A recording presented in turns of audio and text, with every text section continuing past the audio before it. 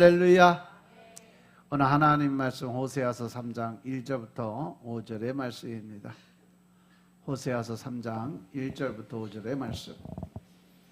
여호와께서 내게 이르시되 이스라엘 자손이 다른 신을 섬기고 건포도 떡을 즐길지라도 여호와가 저희를 사랑하나니 너는 또 가서 타인에게 연애를 받아 음부된 그 여인을 사랑하라 하시기로 내가 은 15개와 보리 한 호멜반으로 나를 위하여 저를 사고 저에게 이르기를 너는 많은 날 동안 나와 함께 지내고 행음하지 말며 다른 남자를 좇지 말라. 나도 내게 그리하리라 하였노라. 이스라엘 자손들이 많은 날 동안 왕도 없고 군도 없고 제사도 없고 주상도 없고 에봇도 없고 드라빔도 없이 지내다가 그 후에 저희가 돌아와서 그 하나님 여호와와 그 왕 다윗을 구하고 말일에는 경외함으로 여호와께로와 그 은총으로 나아가리라. 아멘. 할렐루야. 우리 하나님 참 좋으신 하나님이십니다. 지금 이 시간도 하나님의 은혜와 평강이 여러분과 여러분의 가정과 직장과 사업장 그리고 여러분 자녀들까지 하나님의 은혜가 흐르고 넘치도록 채워지길 주의 이름으로 축원합니다. 자, 우리 따라합니다. 나는 예수님 안에서 모든 사람들을 이해하고 용서하고 사랑하겠습니다. 자, 우리 선포의 기도 드립니다. 나사렛 예수의 이름으로 명하노니 내 안에 가난의 영, 채무의 영은 떠나갈지어다. 내 앞에 하나님의 축복을 가로막는 모든 악한 영들은 속히 떠나갈지어다. 내 죄로 인해서 나를 떠나갔던 모든 영권, 인권, 물권은 속히 회복되어 돌아올지어다. 아멘. 할렐루야. 우리 안에는 모든 가난의 영, 채무의 영이 다 떠나간 줄로 믿습니다. 따라서 우리의 모든 빚은 다 탕감되어지는 줄로 믿습니다. 하나님의 축복을 가로막는 악한 영들이 떠나가고 내 죄로 인해서 나를 떠나갔던 모든 영권, 인권, 물권의 권세들이 다 회복되어 돌아온 줄로 믿습니다. 아멘. 이 시간 하나님께 영광 올려드리는 귀한 시간 되시길 주의 이름으로 축원합니다. 오늘 호세아서 3장 1절부터 5절 말씀 가지고 하나님을 경외함으로 은총으로 나아가라 하는 제목으로 말씀을 나누겠습니다. 따라합니다.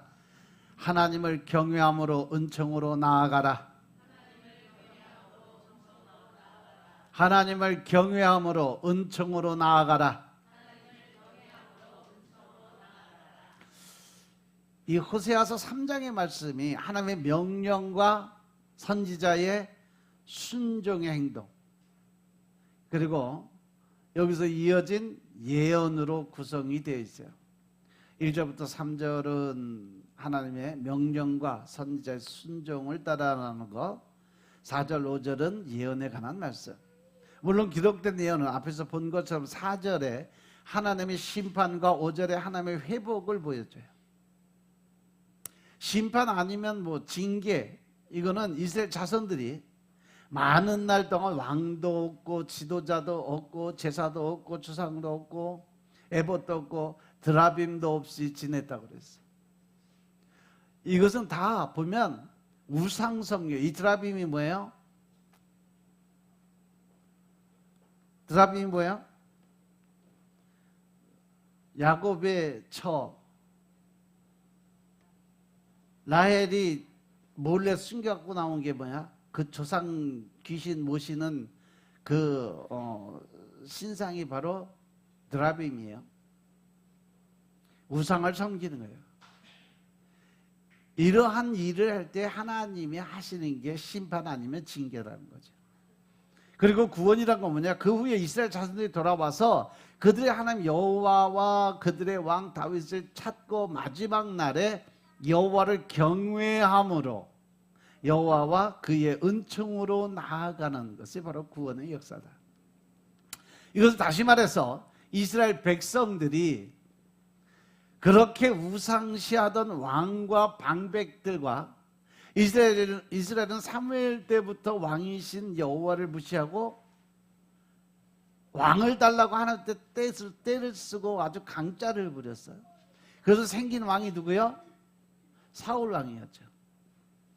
이스라엘의 초대 왕 사울 왕이었는데 그 사울 왕도 결국은 하나님의 뜻을 따라가다가 자기가 어느 정도 권세와 능력을 갖고 또 많은 나라가 부강하게 되니까 자아가 살았어요.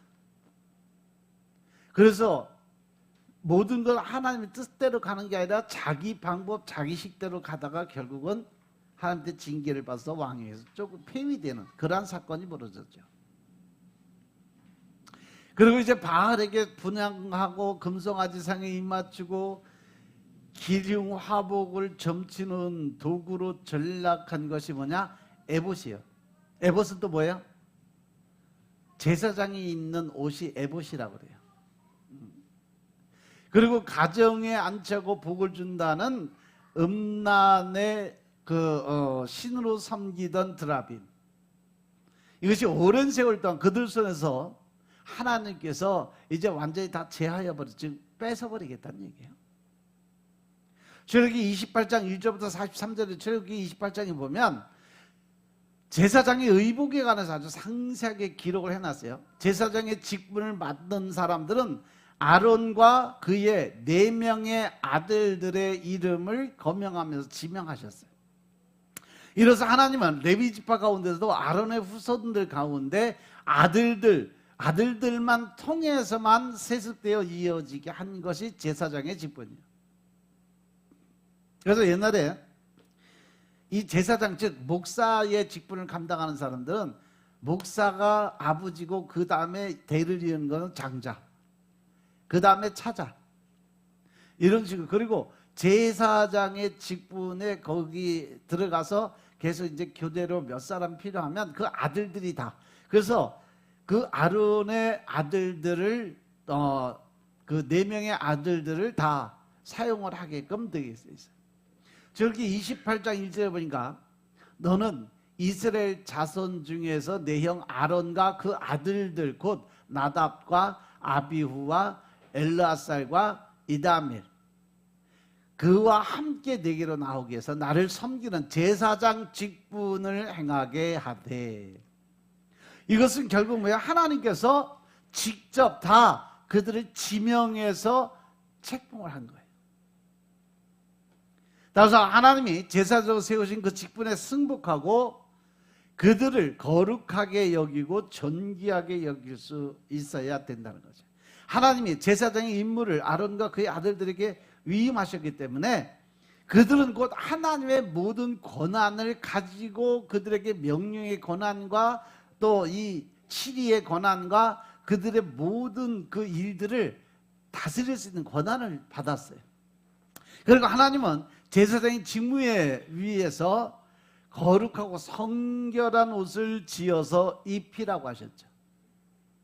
저기 28장 3절에 보니까 너는 무릇 마음의 지혜 있는 모든 자, 곧 내가 지혜로운 영으로 재운 자들에게 말하여 아론의 옷을 지어 그를 거룩하게 해 내게 제사장 직분을 행하게 하라. 왜 제사장의 옷을 거룩하게 지으라고 하셨을까? 제사장의 직분이 그만큼 거룩한 직분이고 영화로운 직분이기 때문에 그렇습니다. 대제사장의 직분은 예수 그리스도를 예표하는 그러한 직분이에요. 출애굽기 28장에 기록된 대제사장의 의복의 복식을 통해서 예수 그리스도가 어떻게 계시되었는가 하는 관점에서 보면 많은 유익이 있을 거예요. 바로 저기 28장에 나와 있는 모든 말씀을 미래에 이 땅에 오실 그 메시아의 입장에서 놓고 보면 이해가 빨리 될 수 있다는 얘기예요. 이 말씀을 히브리서 4장에 가서 보면 히브리서 4장 14절 15절의 말씀 보겠습니다.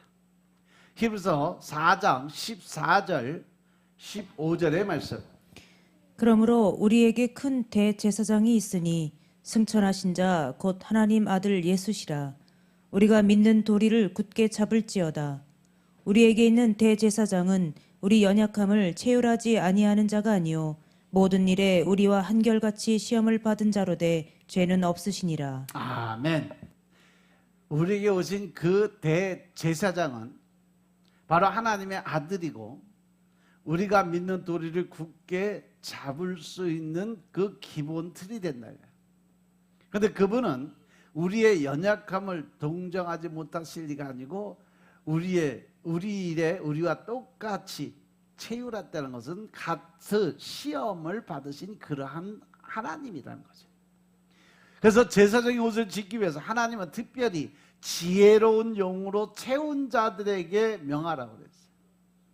지혜로운 영, 제사장의 옷을 만들게 하라고 말씀하신 이 말씀에서 지혜로운 영으로 채운 자들이라는 것은 바로 하나님이 특별히 이 일을 위해서 준비해 놓은 사람들, 그러한 의미가 있어요. 즉 지혜로운 영이라는 것은 뭐예요? 성령이 임한 자들, 성령 하나님이 그 안에서 일하시는 분들, 성령이 충만한 자들이 하나님의 명령하신 대로 옷을 지을 거니까 그들이 말하는 대로 순종하고 따라와라 이거죠. 하나님의 뜻을 가장 잘 아시고 우리를 진리 가운데로 인도하시는 영이 바로 성령 하나님이시기 때문에 그렇습니다. 삼위일체론, 즉 성부 하나님, 성자 하나님, 그 다음에 성령 하나님, 이 세 분이 한 분이라고 그랬어요. 삼위일체론에 대해서 쉽게 얘기하면 한 분의 하나님이신데 이름이 세 개예요. 성부 하나님은 하나님, 성자 예수님도 하나님, 이름만 틀린 거예요. 같은 한 분임에도 불구하고. 그 뒤에 이스라엘은 회개하고 예수 그리스도를 영접하고 여호와의 은총의 날개 아래로 들어오게 될 것이라는 거죠. 우리가 흥미롭게 볼 수 있는 것은 뭐냐? 1절에 여호와의 명령 속에 벌써 그 명령의 의미가 들어있다는 것. 즉 여호와께서 선지자에게 어떤 행동을 명하시면서 그 해석을 선지자에게 분명하게 일러주신다는 거죠. 왜 하나님께서는 너는 또 가서 타인의 사랑을 받아 음녀가 된 그 여자를 사랑하라고 하셨을까?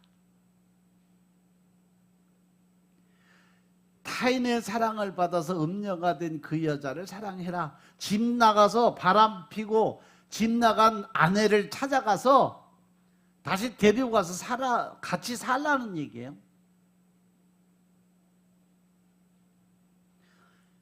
이것은 바로 이스라엘 자신이 다른 신을 섬기고 건포도 과자를 즐길지라도 하나님이 그들을 사랑하시기 때문에, 결코 하나님을 싫어버리지도 않고 떠나지도 않는 하나님이시기 때문에 끝까지 그를 사랑으로 감싸서 하나님에게로 다시 돌아올 수 있게 만들어 주라는 얘기예요. 이것은 우리들이 깊이 생각해야 될 신앙적 영적인 문제가 같이 결부되어 있어요. 우리가 흔히 마음에 안 들면 아유 쟤는 안 돼, 포기하지 말라는 거죠. 왜? 하나님은 그래도 끝까지 그를 사랑하시는 하나님이기 때문에, 네가 사랑할 수 있는 권한이 주어진 게 아니라 내가 사랑하는 사람이기 때문에 너는 내 말 들어라는 거예요. 이것이 바로 하나님의 뜻이에요. 왜냐하면 하나님께서는요, 죄를 사랑하신다는 말씀이 아니라 죄 지은 그 사람을 사랑한다는 게 아니라 죄인임에도 불구하고 하나님의 백성이기 때문에, 내 새끼이기 때문에 끝까지 손을 안 놓으시겠다는 거죠. 그래서 끝까지 사랑하신다는 말씀이에요. 여호와의 사랑이 이와 같이 변함이 없으니까 나는 죄를 지어도 괜찮다고 하면 하나님 말씀 참 크게 오해하는 거예요. 왜? 하나님은 죄는 미워하시는 하나님이기 때문에 그래요. 이스라엘의 음행에 대해서는 여호와께서 그냥 넘어가지 않으시고 많은 날 동안 음행할 틈조차 주지 않으시는 징계로 처결하심이 4절에 기록이 되어 있어요. 호세아서 3장 4절에 보니까 이스라엘 자손들이 많은 날 동안 왕도 없고 군도 없고 제사도 없고 주상도 없고 에봇도 없고 드라빔도 없이 지냈다고 그랬어요. 그 사람의 참된 신앙이 있는지 없는지 알려면 과연 그 사람 마음속에 하나님을 경외할 줄 아는, 두려워할 줄 아는 마음이 있는지 없는지를 보면 알 수 있다는 거죠. 하나님이 하시는 말씀에 두려움을 가지고 받아들이는 사람인지, 아니면 그냥 내 마음에 맞으면, 내 생각과 맞으면 받아들이고, 아니면 에이씨 그거 틀린 거야 쉽게 거절하고 포기하는 사람인지, 이걸 보면 알 수 있다는 거예요. 정말 하나님을 잘 믿는 사람이라면 우리는 하나님의 사랑을 알 뿐 아니라 하나님을 두려워할 줄 아는 마음도 반드시 있게 마련이에요. 그런데 내 마음속에 하나님을 경외하는 마음, 두렵고 떨리는 마음, 하나님의 말씀을 대할 때 그 두렵고 떨리는 그 경외하는 마음이 없다면 결국 나는 하나님의 자녀로 인정받을 수가 없다는 거죠. 구약시대 이스라엘 백성들은요, 성경 필사할 때 성경을 쓰면서 여호와 하나님이라는 이 여호와 이자만 나오면 가서 분 놓고 가서 손 정결하게 씻고 그리고 나서 글씨를 썼다고 그래요. 10번 나오면 10번 다 가서 손 씻고 와서 여호와라는 단어 한 자를 쓰는 거예요. 그렇게 하나님을 경외하는, 두려움을 갖는 그러한 마음을 가지고 있던 사람들. 예를 들어서 우리가 진정한 효자라면 부모님의 말씀을 멸시하거나 경홀히 여기지 않고 도리어 공경하고 부모님 말씀에 두려운 경외심이 있어야 하는 것이 당연한 것처럼, 그죠? 우리가 진짜 하나님을 잘 믿고 섬기는 사람이라면 그 마음속에 하나님의 말씀에 대해서 경외하고 두려워하는 마음이 분명히 있어야 당연한 거라는 거죠. 육신의 부모의 그 말씀에도 우리가 두려운 마음을 갖고 경외하는 마음을 갖고 들어서 순종하는데, 하물며 하나님의 말씀을 무시한다면 그 말이 되겠냐는 거죠. 그래서 구약 성경에는 믿음이란 말 대신에 기록된 것이 뭐냐? 바로 하나님을 경외한다, 아니면 하나님을 두려워한다라는 말씀이 많이 표현이 되어 있어요. 하나님을 경외하고 하나님을 두려워한다는 그러한 말씀 자체가 하나님을 믿는 믿음에서 비롯됐다는 말씀 기억하시기 바랍니다. 그래서 하나님을 두려워할 줄 모르는 사람은 믿음이 없는 사람이라는 거죠. 하나님을 경홀히 여기고 가볍게 보는, 하나님의 말씀을 가볍게 생각하는 것은 아주 무서운 죄가 된다는 사실 명심하시기 바랍니다. 그래서 사무엘상 2장 30절에 보면 나를 존중히 여기는 자를 내가 존중히 여기고 나를 멸시하는 자를 내가 경멸히 여기리라 라고 말씀하셨어요. 하나님을 두려워하는 사람은 아무것도 두려워하지 않고, 하나님을 두려워할 줄 모르는 사람은 모든 것을 두려워해요. 왜냐하면 하나님을 두려워하는 사람은 하나님이 주시는 마음, 즉 내 안에 무슨 마음이세요? 하나님이 사람에게 주시는 마음이 어떠한 마음이다? 담대한 마음이 있어요. 어떠한 일에도 전지전능하신 여호와와 나가 함께 하시니까 절대 나는 못할 것이 없고, 어떠한 일을 만나도 내가 해결 못할 일이 없다, 즉 두려움이 없어지는 거예요. 담대함이 생기는 거예요. 그런데 하나님을 두려워할 줄 모르는 사람은 사단 마귀에게 속한 자들이에요. 그렇기 때문에 마귀 사단들이 갖다 주는 제일 첫 번째 마음이 뭐냐? 두렵고 떨리는 마음, 무서워서. 거기에 거짓의 영이 들어가니까 점점점 내 자체가 작아져. 그래서 담대함이 없어져. 그러니까 모든 것이 다 두려운 거예요. 근심하고 걱정하는 거예요. 여러분들이 평상시 생활하면서 살아가면서 내 마음속에 들어있는 두려움, 근심, 걱정, 이것은 결국 내가 마귀 사단한테 잡혀있다는 그 말씀하고 똑같은 겁니다. 믿습니까? 그래서 주님께서도 마태복음 10장 28절에 보시면 몸은 죽여도 영혼은 능히 죽이지 못하는 자들 두려워하지 말고 오직 몸과 영혼을 능히 지옥에 멸하시는 자를 두려워하라고 말씀하셨어요. 또 시편 32편 9절에 보니까 너희는 무지한 말이나 노새같이 되지 말지어다. 그것들은 자갈과 굴레로 단속하지 아니하면 너희에게 가까이 오지 아니하리로다. 즉 다시 말해서 이 경외하는 마음, 하나님의 순리에 따라 순종하는 마음이 있으면 억압이라는 단어가 필요가 없다라는 거예요. 하지만 말을 안 듣고 자기의 자기 생각, 자기 방법, 자기 뜻대로 가는 그러한 모습은 동물의 비유를 했어요. 노새의 비유를 했어요. 무지한 말이나 노새같이 되지 마라. 그것들은 자갈과 굴레로 단속하지 아니하면 너에게 가까이 오지 아니하리라. 즉 다시 말해서 억압하지 않으면 말을 듣지 않는다는 거예요. 그러면 하나님을 두려워하는 사람은 어떤 사람이냐? 말씀을 두려워하는 자가 바로 하나님을 두려워하는 자다. 믿으시면 아멘 합시다. 하나님의 말씀을 두려워하는 자. 우리가 제일 중요한 게 뭐냐면 연말 연초에 직분자들을 하나님이 명령을 해서 순종을 하게끔 만들어줘요. 그런데 그것도 목사의 생각이고 말로 받아들이면 인정이 안 돼. 자기의 형편과 사정만 생각하고 하나님의 입장에서 생각을 못하면 절대로 순종을 할 수가 없어요. 그런데 하나님은 이미 결정을 하셨고 명령하셨기 때문에 선포를 해주면 순종하고 따라와야 되는데 이래서 저래서 자기 입장만 생각하고 하나님 입장을 생각 안 하는 사람들 많이 있어요. 그것에 대해서 하나님은 엄중하게 경고를 하셨고 또 그것으로 인해서 하나님은 또 다른 계획들을 실현해 가시고 있다는 사실을 명심하시기 바랍니다.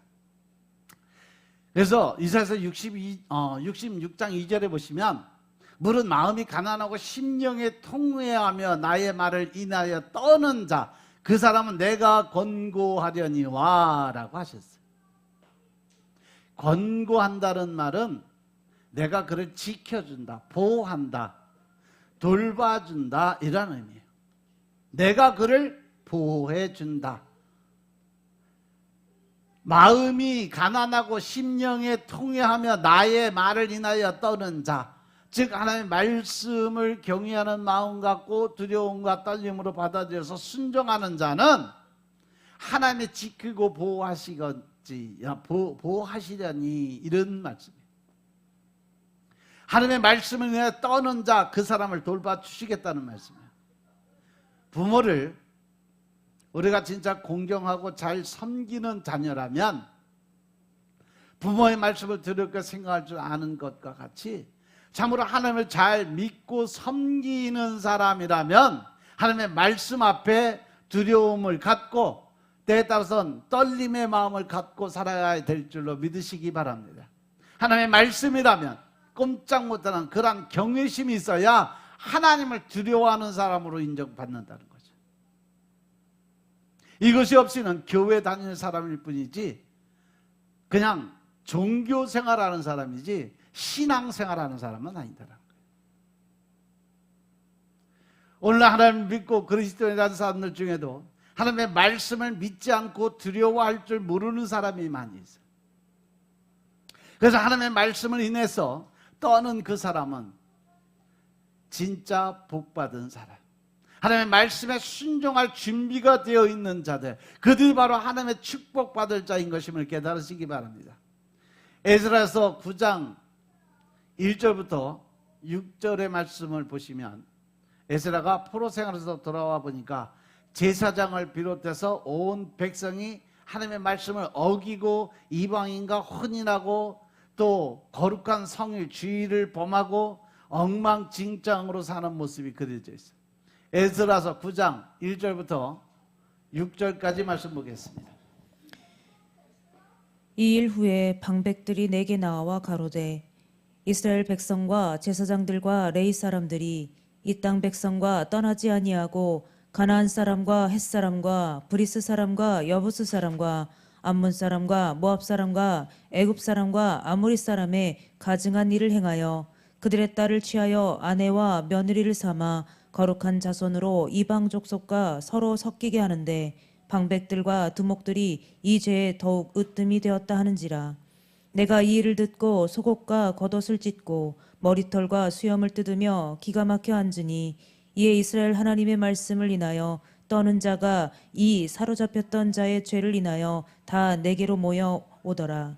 내가 저녁 제사 드릴 때까지 기가 막혀 앉았더니 저녁 제사를 드릴 때에 내가 근심 중에 일어나서 속옷과 겉옷을 찢은 대로 무릎을 꿇고 나의 하나님 여호와를 향하여 손을 들고 말하기를 나의 하나님이여 내가 부끄러워 낯이 뜨뜻하여 감히 나의 하나님을 향하여 얼굴을 들지 못하오니 이는 우리 죄악이 많아 정수리에 넘치고 우리 허물이 커서 하늘에 미침이니이다. 아멘. 할렐루야.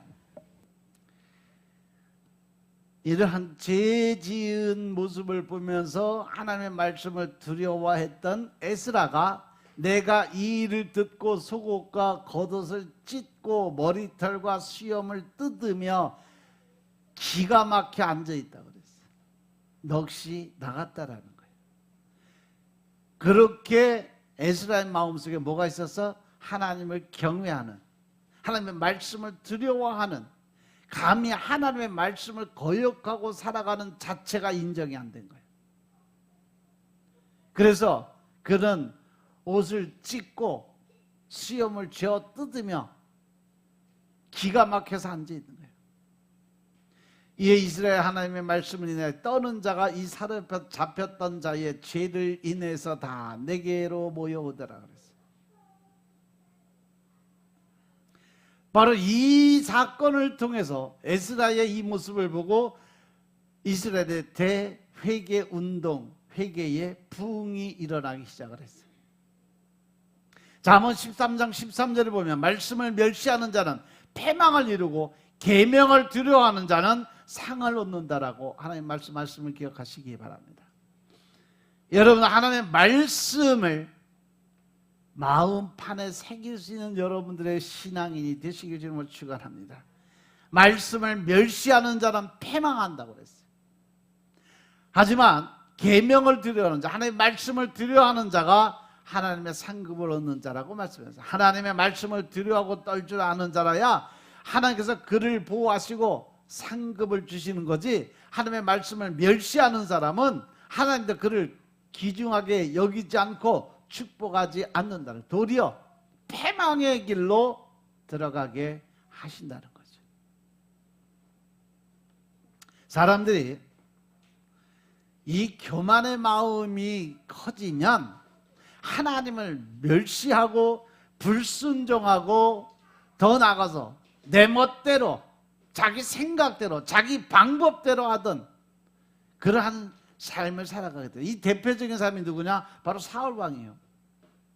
제가 처음에 말씀드린 것처럼 이 사울왕은 결국은 하나님께 버림을 받고, 하나님이 그러시잖아요. 그가 나를 떠났기 때문에, 성령님이 그가 나를 버렸기 때문에 나도 그를 버리겠다라고 말씀하셨어요.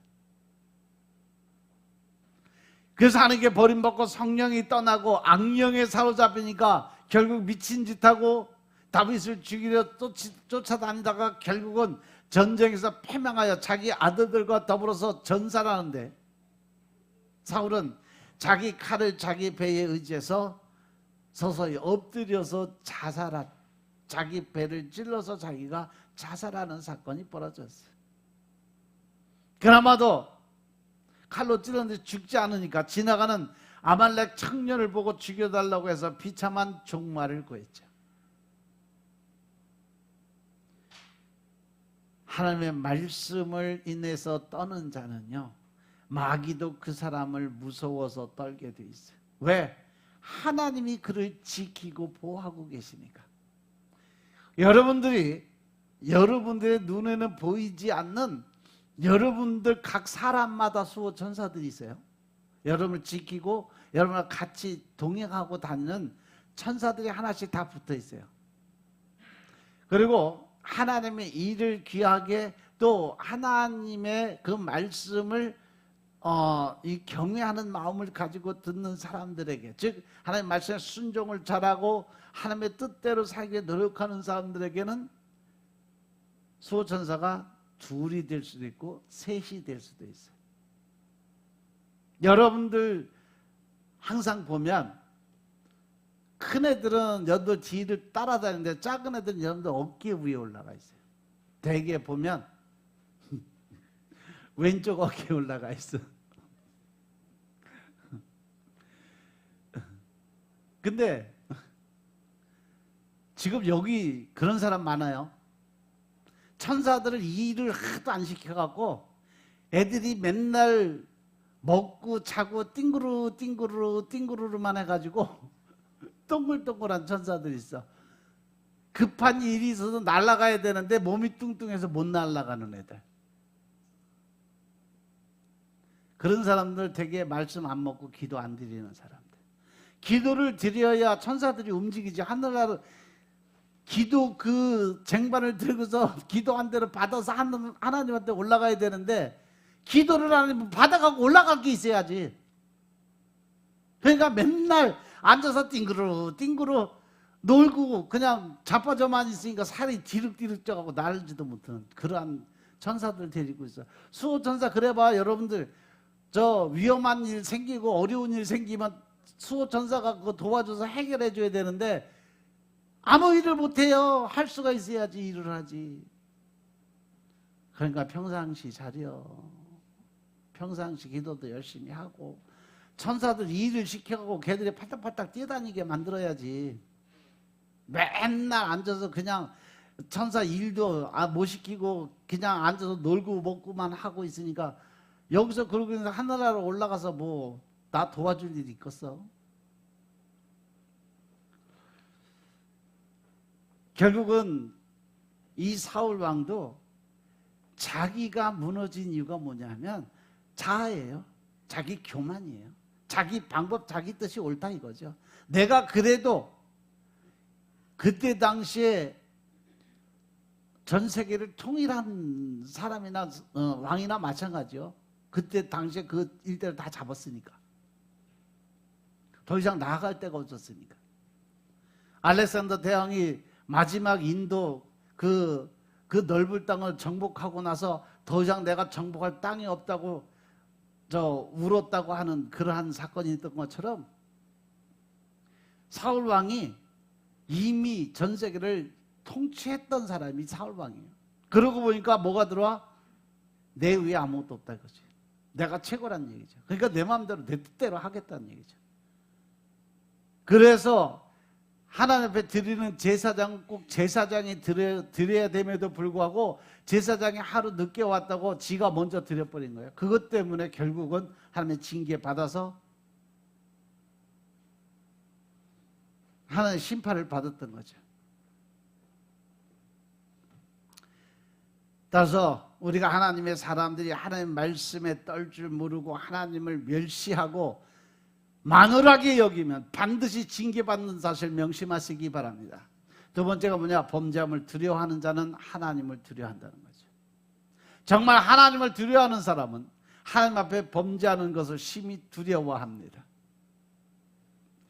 시편 4편 4절에 보면 너희는 떨며 범죄치 말지어다. 자리에 누워 심중에 말하고 잠잠할지어다. 말 조심하라는 거예요.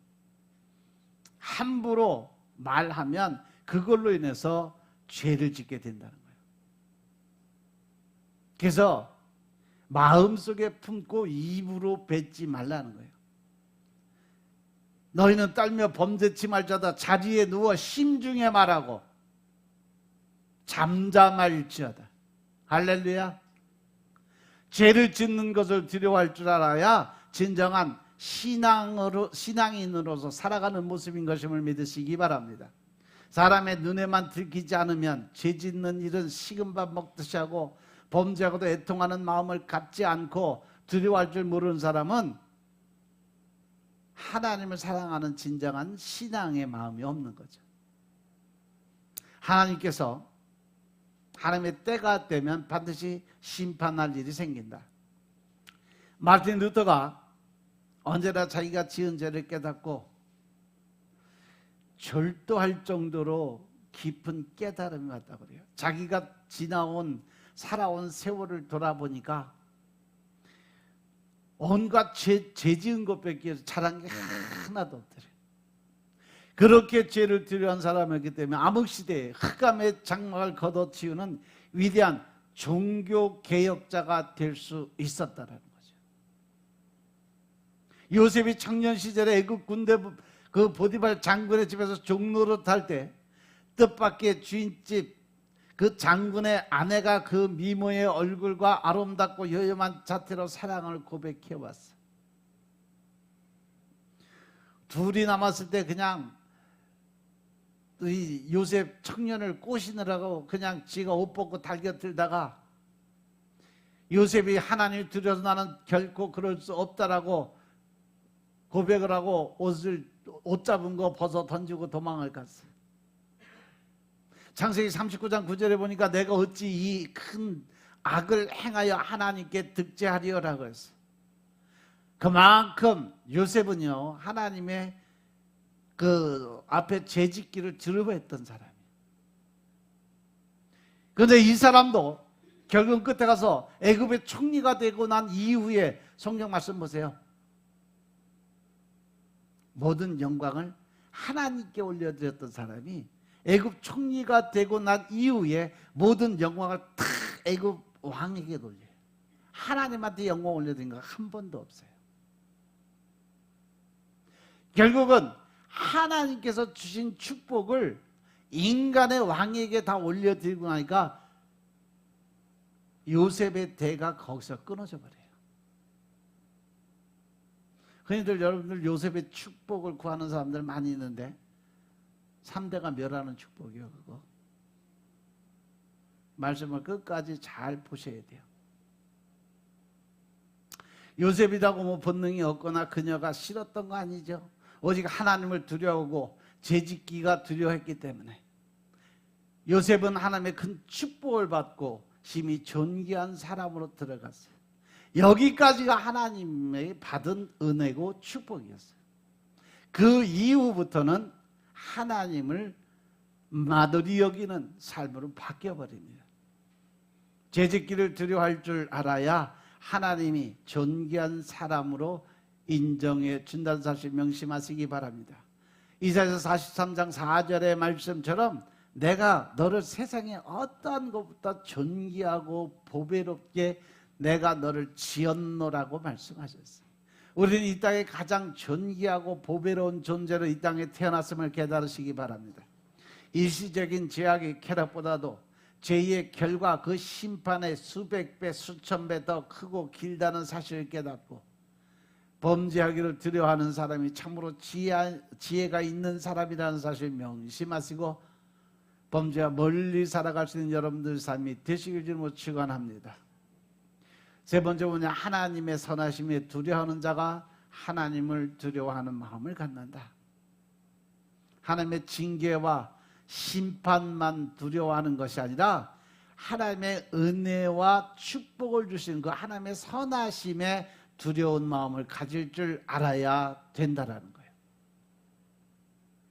호세아서 3장 5절에 보니까 그 후에 저희가 돌아와서 그 하나님 여호와의 왕 다윗을 구하고 말이 되는 경외함으로 여호와께로 와 그 은총으로 나아가자 하는 이 말씀이 우리말로 그 뜻은 뭐하지만 원래 히브리어 말씀으로 보면 그들이 두려워함으로 여호와와 그의 선하심으로 나아가리라 이렇게 돼 있어요.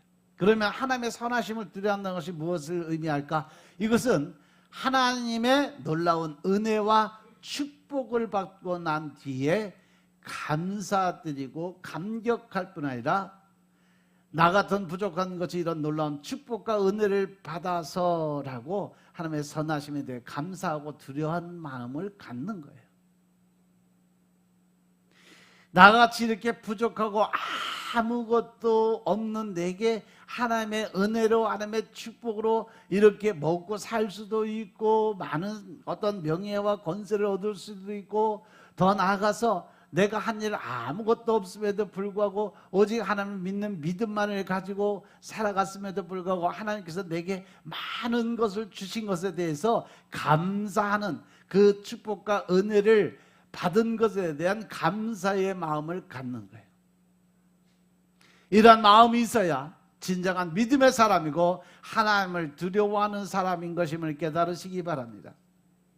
야곱이 큰 부자가 돼서 많은 소떼와 양떼, 처자식을 거느리고 고향으로 돌아올 때 창세기 32장 10절의 말씀을 보시면 나는 주께서 주의 종에게 베푸신 모든 은총과 모든 진리를 조금도 감당할 수 없사오나 할렐루야. 내가 내 지팡이만 가지고 이 요단을 건넜더니 지금은 2때나 이루었나이다. 할렐루야. 그러면서 하나님의 큰 축복과 은혜를 자기는 감당할 수 없다고 하는 일종의 두려운 마음을 가졌어요. 다윗 왕도 오랜 고생 끝에 이스라엘 왕이 되고 나서 감격해서 하는 말이 뭐냐면 사무엘 하 7장 18절에 보시면 주 여호와 나는 누구오며 내 집은 무엇이고 한데 나로 이에 이르게 하셨나이까. 제가 가진 직업이 비록 목동이었고 아무것도 한 일이 없는데도 불구하고 하나님께서 사랑하시고 축복해 주셔서 이 이스라엘 나라에 하나님의 자녀의 나라에 내가 왕이 될 수 있는 자리까지 올려주신 것이 얼마나 큰 은혜인지 모르겠다는 고백이에요. 과거를 회상해 보면 이새의 아들, 막내 아들로 왕이 될 후보를 내놓으러 때 그는 후보 중에 들어가지도 못했던 사람이에요. 게다가 몸에서 노린내가 나고 땀내가 난 양떼를 치던 목동이었어요. 아버지는 아버지 이새는요 막내 아들 다윗을 아들 취급도 안 했던 사람이요. 서자 취급했던 사람이요. 구박만 받았고 형들은 다 좋은 옷 입고 집에서 놀고 먹는데 막내 아들만 하나 딸랑 보내갖고서 그 많은 양떼 지키게 했던 것이 아버지요. 그러한 자기를 이스라엘 대왕이 되게 하셨다는 것을 생각할 때 어찌 하나님의 선하심에 대해서 경외함을 안 가질 수 있었겠냐는 거죠. 그래서 두려움으로 하나님과 그 선하심에 나아가라, 이 말씀은 과연 지당한 말씀이라는 거죠. 이것이 하나님의 은혜를 받은 사람들의 마땅한 도리고 태도인 것임을 믿으시기 바랍니다. 축복과 번영의 때가 바로 하나님을 두려워할 때인 것임을 믿으시기 바랍니다. 하나님의 은혜와 축복을 받고 이러한 두려움이 없는 사람은 감사를 드릴 줄 모르는 사람이고 교만해서 하나님께 버림받은 사람이고 하나님의 영광을 가로채 먹는 사람이 된다는 거죠. 따라서 우리는 모든 일에 하나님께서 말씀하시는 너희는 범사에 감사하라는 말씀처럼 우리는 모든 것에 하나님 앞에 감사 드리는 마음을 우선적으로 드려야 된다는 사실 명심하시기 바랍니다. 고린도후서 3장 5절에 보면 우리가 무슨 일이든지 우리에게서 난 것 같이 생각하여 스스로 만족할 것이 아니니 우리 만족은 오직 하나님께로부터 났느니라.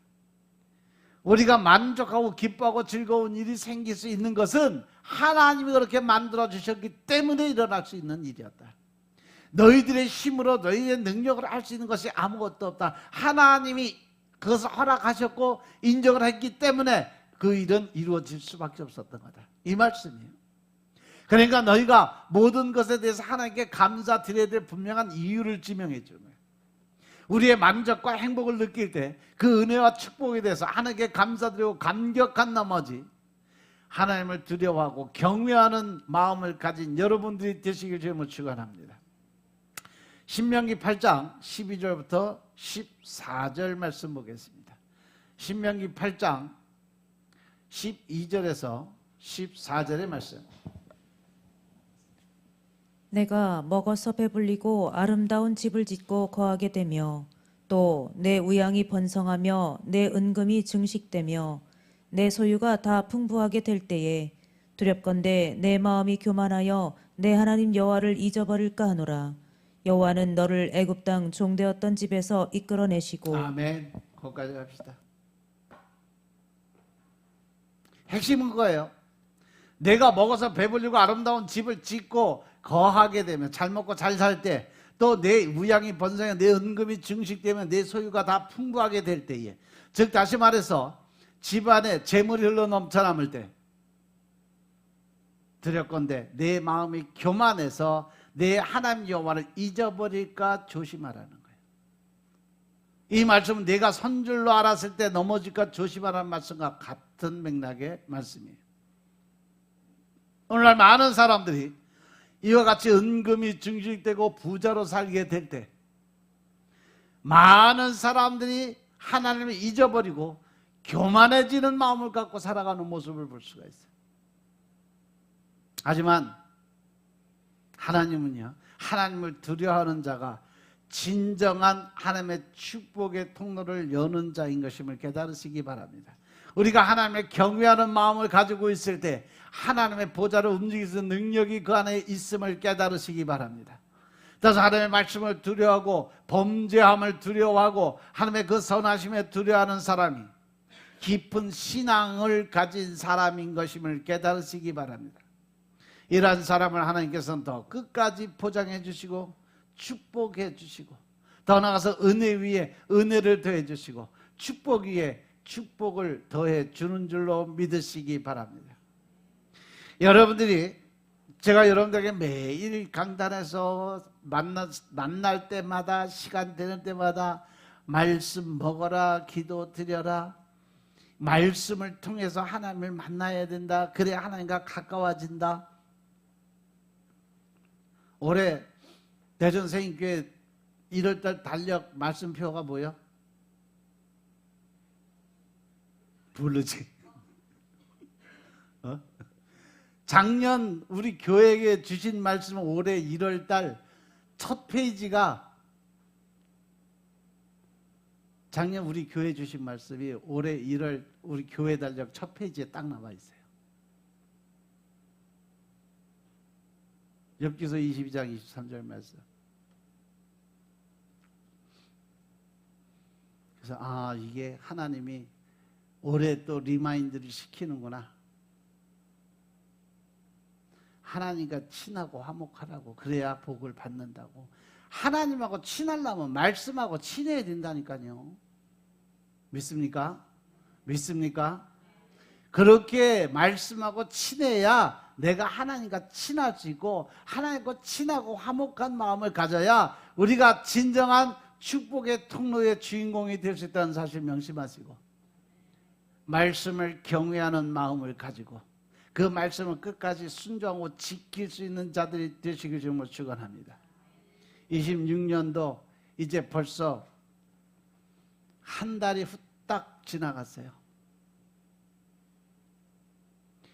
내일 모레도 이제 구정이 와요. 새해가 시작한 지 얼마 되지도 않는데 한 달 지나가서 이제 이렇게 12번만 지나면 또 내년 돼요. 올해는 여러분들 하나님하고 서원한 부분들 잘 지키시고 끝까지 서원한 것 지켜서 축복받는 여러분들 삶이 되시길 주님으로 축원합니다. 기도드리겠습니다. 아버지 하나님 감사드립니다.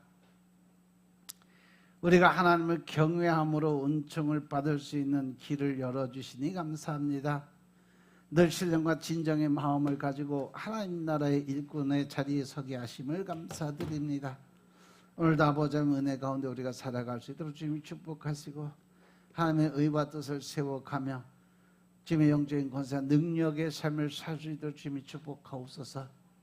항상 자만과 교만의 마음을 갖는 것이 아니라 겸손과 온유의 마음을 갖고 내 안에 있는 모든 혈기, 분노, 짜증의 영들을 다스리고 명령할 수 있는 하나님의 권세가 임하게 하옵소서.